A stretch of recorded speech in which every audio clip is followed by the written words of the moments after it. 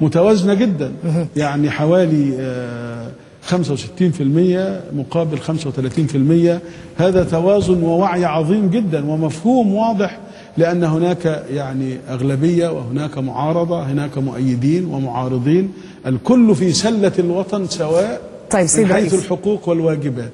ما هو القرار الذي لو عاد بك الزمن إلى الوراء لما اتخذته؟ أنا الحقيقة هنا أراجع نفسي في كثير من المواقف، وإذا ما رأيت خطأ أصححه.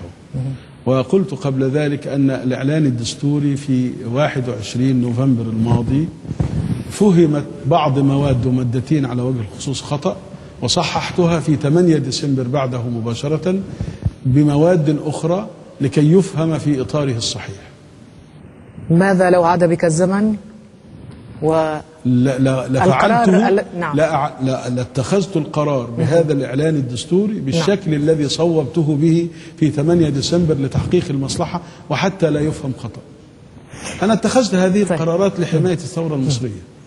طيب سيد رئيس، أنا على قناعة تامة أن ما فعلته في 21 نوفمبر من قرارات فهم بعضها خطأ وصوبته بعد ذلك كان لحماية الثورة المصرية. وبالتالي عندما تتعرض الثورة لخطر، عندما تتعرض أهدافها لتأخير، عندما يظن البعض أن رموز النظام السابق قد ينفلت مرة أخرى جراء ما يقع الآن، أقول له هذا لن يكون. طيب هذه مسؤوليتي المباشرة، ليس بأي دعوة يمكن أن يعود هؤلاء مرة أخرى إلى الساحة بشكل يمارسون فيه فساد مرة أخرى أو طغيان مرة أخرى. لا يمكن. سيد رئيس، فقط لأن الوقت يزاحمنا ونحن في سباق مع الدقائق الأخيرة، اعذروني على المقاطعة في كل مرة، لكن